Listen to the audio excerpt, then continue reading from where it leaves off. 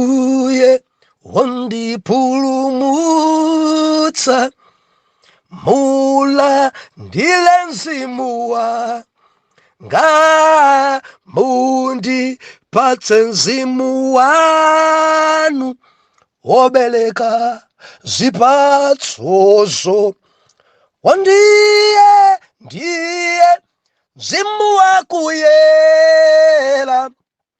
watipatsa ife makali dwe ofa naye Yesu anatsika kumwambako.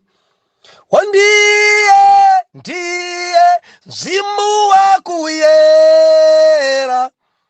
watipatsa ife makali dwe ofa naye Yesu anatsika kumwambako. Ndikulandireni okondedwa omvera konse kumene muli. Heneleke Tchale, mtumiki wanu, believer, lero pa 1 August 2023, sabutopiki kupatsa chapa mtima. Believer, pali minofu yapa tinenepa endi tidalitsika. Genesis chapter number 22. Dzulo linali pano timanena kuti kuyang'ana parali. Abimeleki ndi Fikolo anabwera kwa Abrahamu kunena kuti ife tikuonamo Mulungu mwa iwe. Ukamayenda timaona Mulungu. Business yako timaona Mulungu. Ukamapembedzera timaona Mulungu. Ndanamuza kuti tilumbirirane, tisainirane. Kuyambira tsopano sudzatinyenga, sudzatinamiza ine, ananga, zidzukulu zanga, ola mtundu wanga udatha onse, koma ngati uli pa dziko pano udzakhalabe woyera. Ni Abrahamu awuza Abimeleki, pa dziko pano ndapakonda, koma uno ndi anyamata ozunguza kwambiri amene andilanda chitsime chokumba ndekha, andilanda zinthu zanga. Ndi Abimeleki akuti sindikudziwa endi ndikumverapo mpano. Dzachitika liti? Ati dzachitika uli ndi ena achampa ozunguza anyamata ako ena, ana ako ena andichitira chipongwe. Andidalisa Abrahamu aurenga mbuzi, aurenga ng'ombe, akumpasa ndi akulumbirirana. Mapeto kwake akumpasa nkhosa zokwanira 7, akulumbirirana. Atatha kulumbirirana kuti zitsime zako kumba malo ngamenewa, palibe amene adzakuzunze, palibe amene adzakuchitiranso phada. Akuti Abrahamu adadzalapo mtengo wa bwemba. Muzidzalanso zinthu. Dzala mtengo wa bwemba pompo nkumangapo guwa chizindikiro kuti Ayuda arenga malo. Adamanga guwa nkumpembedzapo Yehova padali mtengo wa bwemba. Mudagula malo mudadzalapo cha inu mudadzala cha haleluya. Bikoni palibe banja ta mbali yaku mtunda ku area 4 ku area 4 polera chapari. Ikoma dziko langa makomenti amene andabwera dzulo abusa munena ndine muvi wabaya.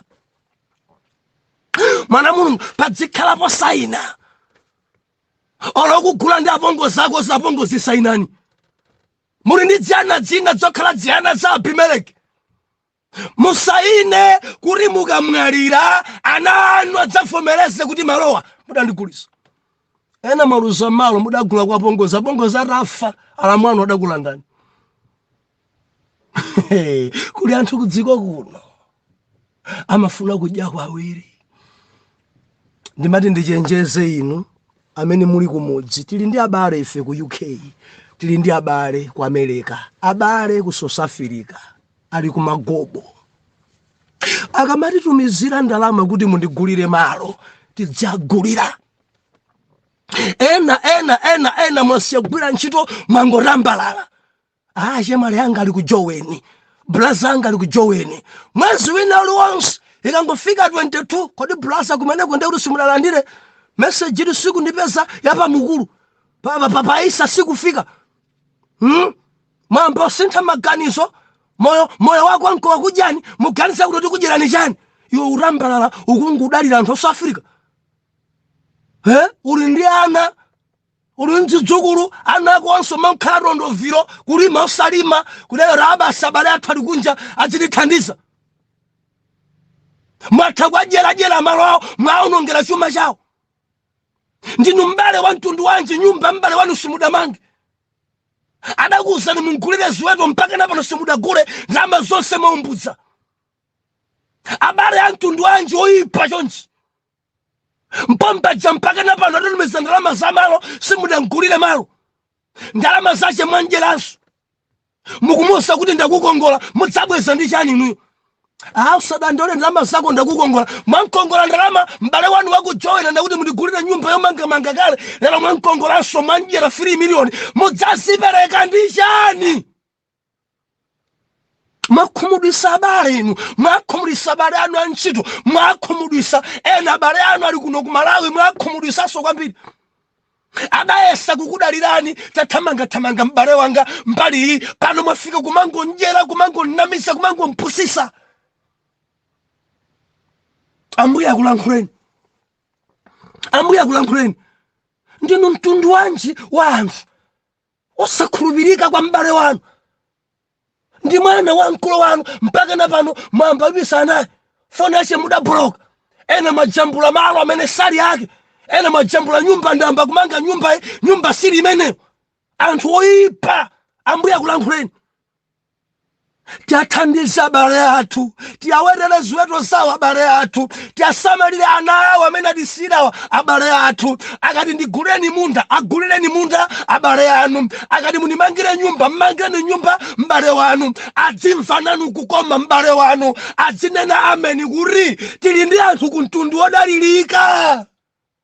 Ndukamba ndiye nasiya kudalira abale. Abale atabwera vigandanga zolanda zitsime. Ndikunena ndi abale ambiri mwalanda zitsime za Yakobo. Masintha mayina mpaka na mbale akulira. Ndimati ndinene abale anga ku Malawi. Ndikudandaulireni ku Nyasalandi. Musakhale ndi chintima choyipa cha anyamata Abimeleki olanda chitsime cha Yakobo. Fula chitsime chako. Tambwali pakufula zitsime umafuna zitsime madzi zikuyenda kale. Wekha sungarenge makasu nkumafula wekha chitsime. Sungarenge wekha makasu nkumakumba madzi wagwire wekha. Kumangodya ndalama za nsako kumanguumbutsa ndalama za mbale wako. Ali ndi ana ali ndi mkazi adzafikira kuti mapemphera inu. La Mulungu ikabona kuchechi baba watha kudya ndalama za nsako. Inu fula mwimene mwagulayo yakutchalichiyo ndalama za mbale wanu amafuna mungulire malo. Lero mwanjera mwagulira zakutchalichi. Temberero. Ena mwasonkha mapuleji akuluakulu kutchalichi ndalama zimene mukupereka za mbale wanu zoti mungulire nyumba. Ambuye akulankhuleni.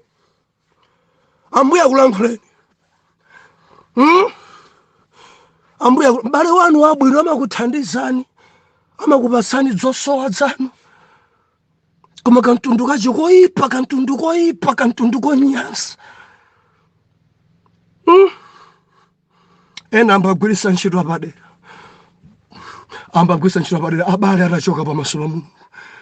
Atasanduka zigandanga za nyamata za Abimeleki zolanda zitsime za madzikale. Tamanga weka. Jijilika mbale wako achite kukuthandiza. Atakuona wayamba kale ndikudziwa ku Nyasalandi kwavuta. Koma ukamathamanga mbale wako joweni amaona kuti mbale yakuthamanga koma vuto ndi nthaka ya Nyasalandi. Mundimva khalani okhulupirika. Mkondeni mbale wanu. Nyumba sadamange. kondeni ena namene mukujaza abale anu inu nyumba zanu muli naso ma business akulu afuna ambe kumene umanga nyumba kuma mtima wanu umvopweteka mpakana mwanjira ndikudya kwa chama muzima ndakubwerekani blaza musadandale blaza ndakubwerekani zikanguti zandiyendera apa papa ndibwezera pano chaka chikutha simudabwezere mulibe ndalama simukukhudzika kuti mbale wana akhale nyumba ambuya akulankhuleni lolani kuti ndiwerenge chapter number 22 cha buku la Genesis subtopic kupereka chapamtima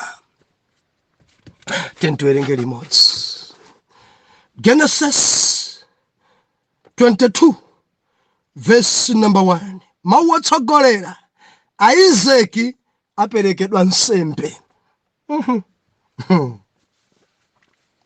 Believer pali minofu yapa apa tikhwasula apa and tidalitsika verse number 1 ndipo panali zitapita zimenezo Mulungu anamuyesa Abrahamu nati kwa iye Abrahamu ndipo anati ndine pano verse number 2 ndipo anati tengatu mwana wako wamamuna wayekhayo Isaac amene ukondana naye numuke ku dziko la Moriya numpereke iye kumeneko nsembe yopsereza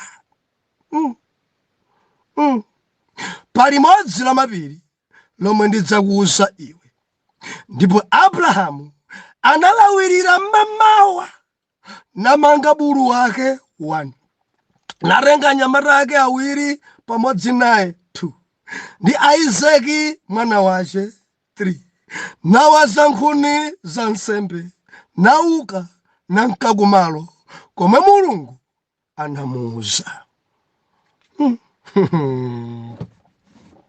Omvera chapter 22 cha buku la Genesis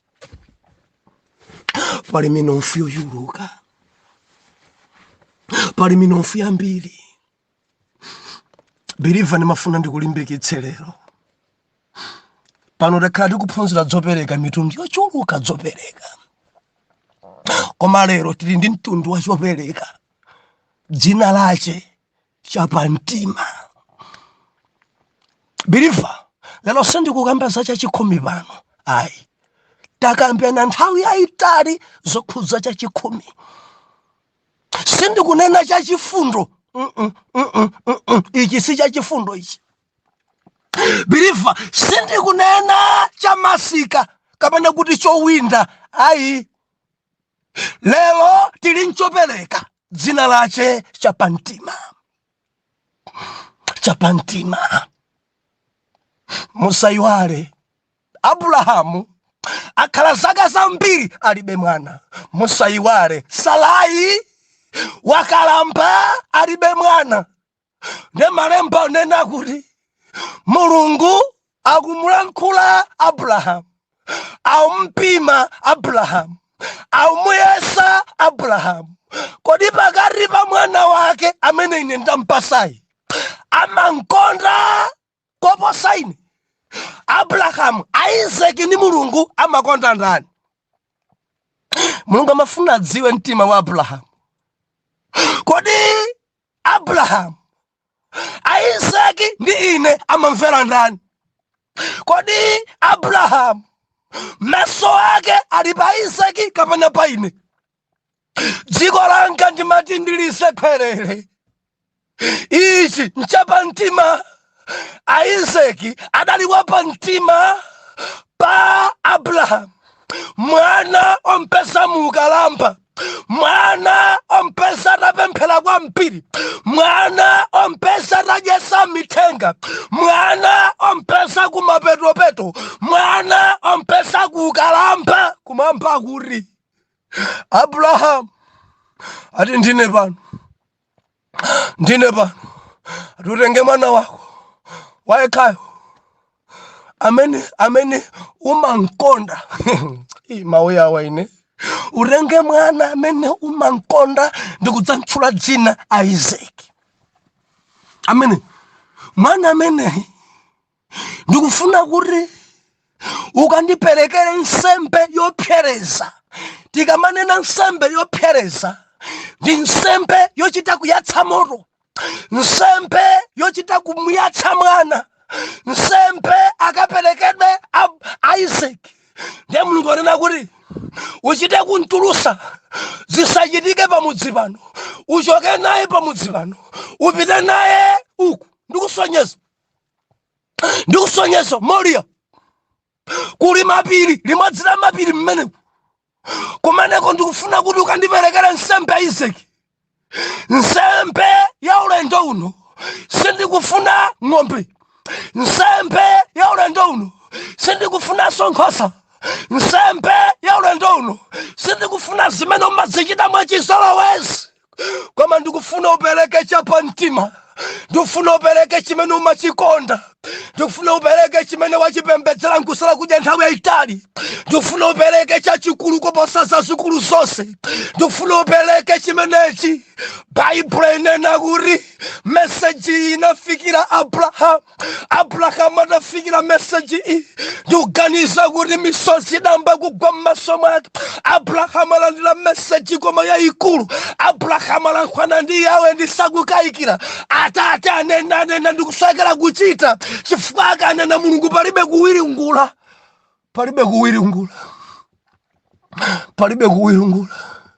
Chopereka chapamtima. Ichi ndi chapamtima ichi. Ine ndimafika polingalira kuti Abrahamu Mulungu akadanena kuti upereke ng'ombe 1000, pa iye sikadakhala vuto. Akadapereka ng'ombe 1000 chifukwa zimene ankazichita kale. Koma Mulungu akumuwuza chapadera chimene sadachichite kale, chapamtima. Chimene umachikonda. Baba nakuti utenge mwana wako wa ekhayo amene umakondana naye. Ndikudzamtchula dzina Isaac. Amene ndikusonyeza malo ake chakumoriya ako. Upite kwanko akalowe pa moto amene uyu ukantente, uyu umpereke nsembe yopsereza. Biliva, funso yanga njonena kuti Abrahamu meseji itamfika akanati anyamuke akamuze mkazi wake Sara, muganiza zikanakhala bwanji?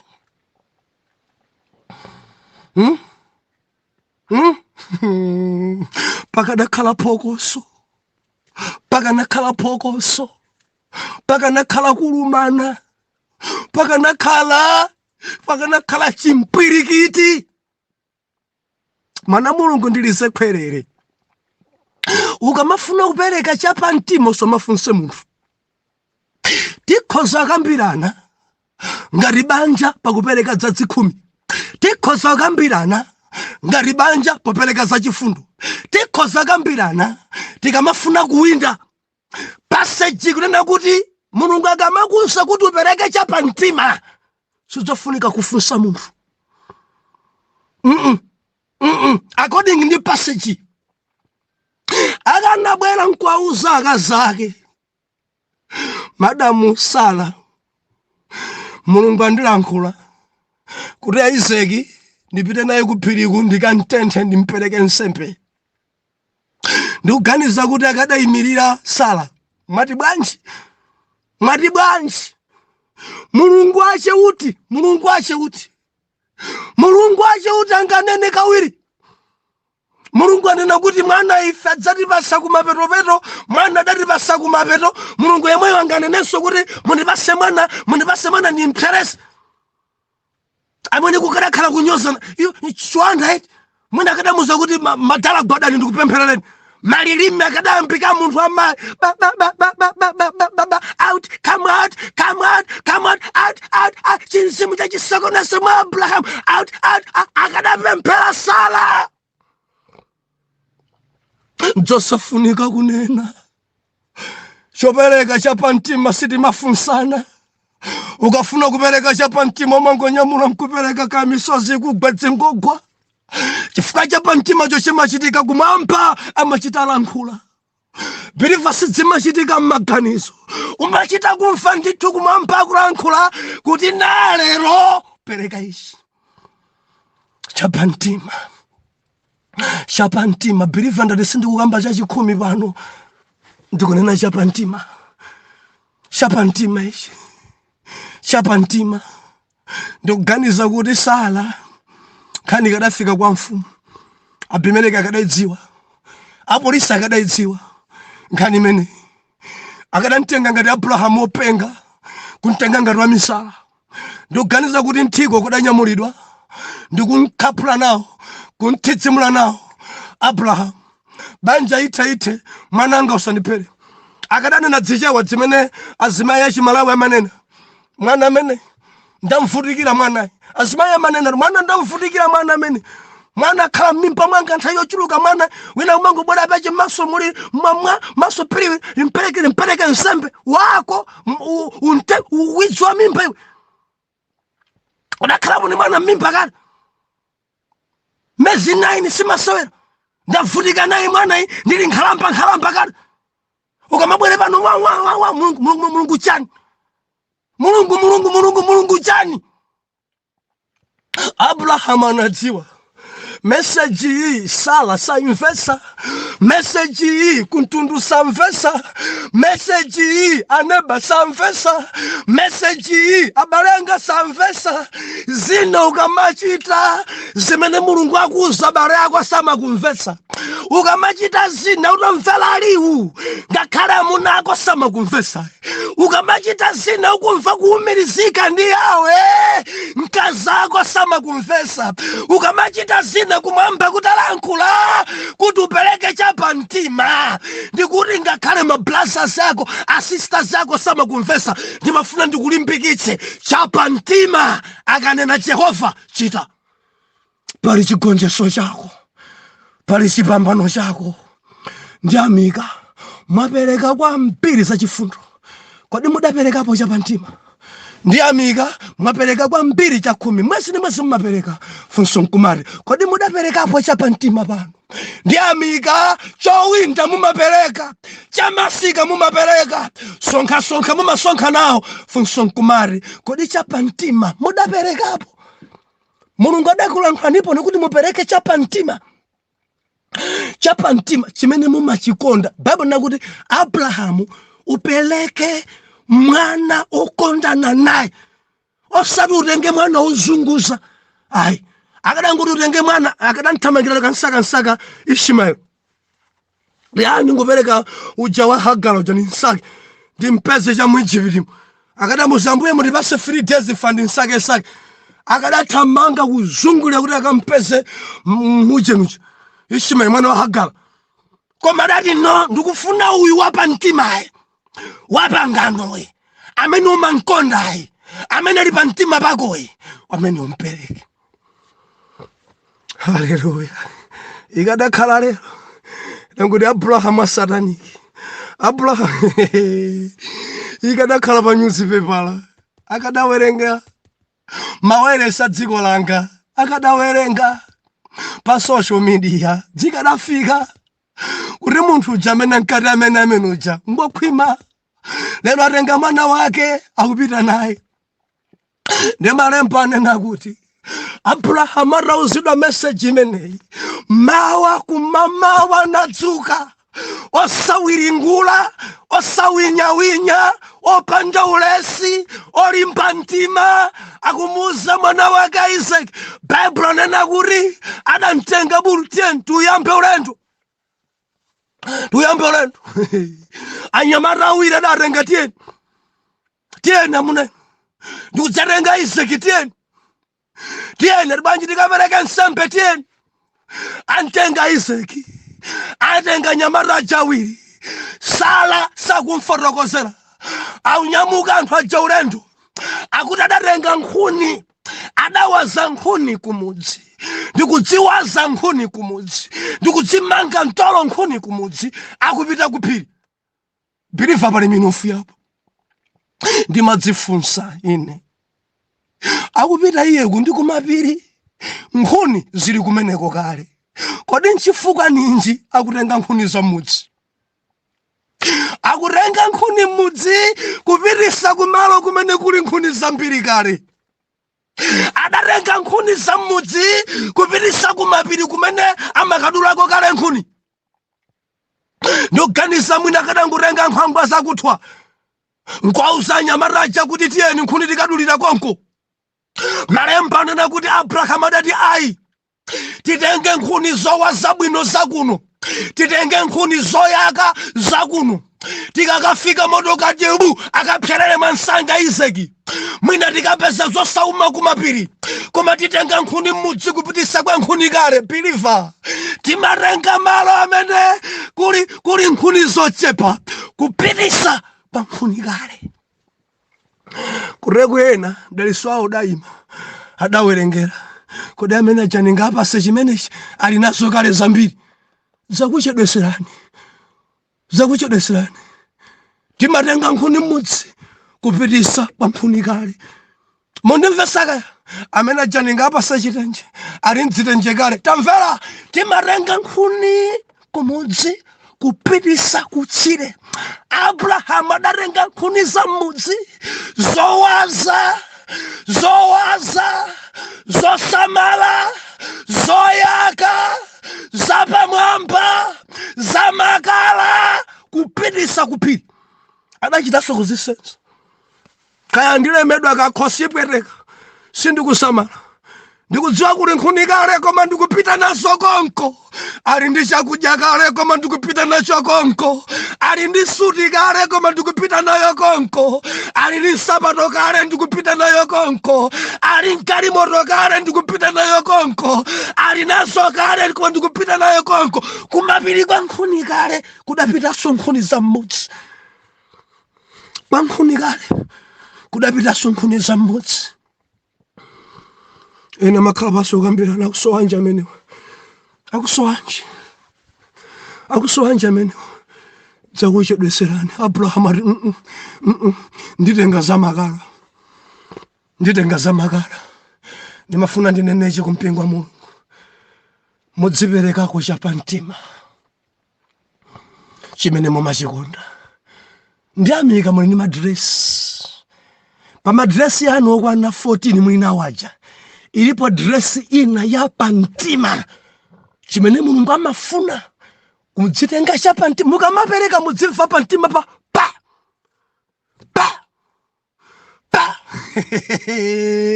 Ori murari mwafunsa munanu. Darling, ndaitenga dresi ndifuna ndikandidalise wina. Mudzamva no. Imene ukavala ine nimachita kumva zesi. Anabanda angawo, anaphiri angawo. Ndimachita kuona thupi yako ikuoneka bwino. Dress imene umakhala ngati ngelo. Dress imene tidaigula. Dress imene ndalama zambiri. Dress imene akhozonena zambiri. Hallelujah. Nthawi ina dandira message koma dandipweteka kwambiri message imeneyo. Dandipweteka. Mwana wanga wina amakhala mboma la Dowa pamponera. Ndakunuzona kuti dad, ati mutenge masuti anu onse muwapereke. Ndidali ndine achichina chani. Nimaikonda kwambia achichina choncho. Pa group ija sons and daughters yangu chosoda kumene. Nimaikonda kwambia ya white silver. Yabwino kwambiri. Ndana kuti mupereke china chilichonse. Dali message wawo. Dakhala week ndikulingalirabe. Dzotanthauzanji. Ndidaitanisa munthu wa Mulungu wina ochokera ku Chikwawa. Tabwerani. Ndadabwera. Ndidasita zovala zonse misozi kugwa. Ndikupereka masuti onse, jacket onse, matrauza onse. Kudzasala ndi suti imodzi ya black. Yoti ndidzivala. Imodzi. Zonse zidapita. Maibusa mupereka zonse. Munthu kumpasa ndikumikiraso mchikwama. Manga pitani. Adanyamula zonse zidapita. Haleluya. Ndifuna ndikutsimikizireni masuta amene ajata achoka, Mulungu adabweresa ena atsopano zotuluka kumene zapompanos muri Mulungu adzichulukisanso kwambiri ende dzilipo zoposa 5. Haleluya. Ije idapita yachi China yosafunikanso tayi ukangovala pomwepo bwinobwino miya ndi ninkaikonda kwambiri yapa mtima ndipereka ndikulira, koma Mulungu amene amachulukitsa Mulungu amene piliva chapa mtima mukamafuna kugawa. Ndimati ndinene ife amene tili ndi mphatso zimenezi zogawagawa, nthawi zina timapereka koma onga ngati tikutaya kudzala zinthu dzadzigamba ndikumati abasiteni tikapasa mphawi tamverani. Mulungu amafuna kuti mudziperekapo chapa mtima. Nthawi zonse mukapereka zitenje zakutha zokhazokha, mukati mukupereka nsapato ndikuti zosaleka zokhazokha, mukati mukupereka masheti ndikuti makola onse atha kukhadzuka, mukati mukupereka zovala zimene zatuwa mbu, tamverani. Mudziperekapo chapa mtima chimene iniyo mumachikonda. Mundimve mwana Mulungu, perekani chapa mtima mugwedeze yawe. Perekani chapa mtima muitanitse katundu wanu. Perekani chapa mtima, sindikunena chachikhumi mumapereka kale, koma chapa mtima. Mama suti anu aja suti imene mmayikonda nditi imene ija kuyinyamula mukamapereka muzimva kuti pa mtima pa kuti ndidzayipeza songa limene ndikuyipereka. Chitenje chimene mumachikonda chapa mtima chodula chicha tachiperekani. Nthawi sili mbali yathu piliva chapa mtima. Abrahamu akutenga chapa mtima. Khani sinathe mundilondole mawa apa pali minofu yapa chapa mtima, kupereka chapa mtima. Arare tapereka mansanza ife, tapereka ife kwa ena onga tikupereka kudzala. Mwatilangiza tusoeka kupatsa ife chimene timachikonda onga Abrahamu. Mulungu mwana wanunso nthandizeni kuti adzipereka chapa mtima. Kamapereka dzimfa mtima wachocha pa m'dzina la Yesu Khristu oyera mtima tiyankhe kuti amen and amen.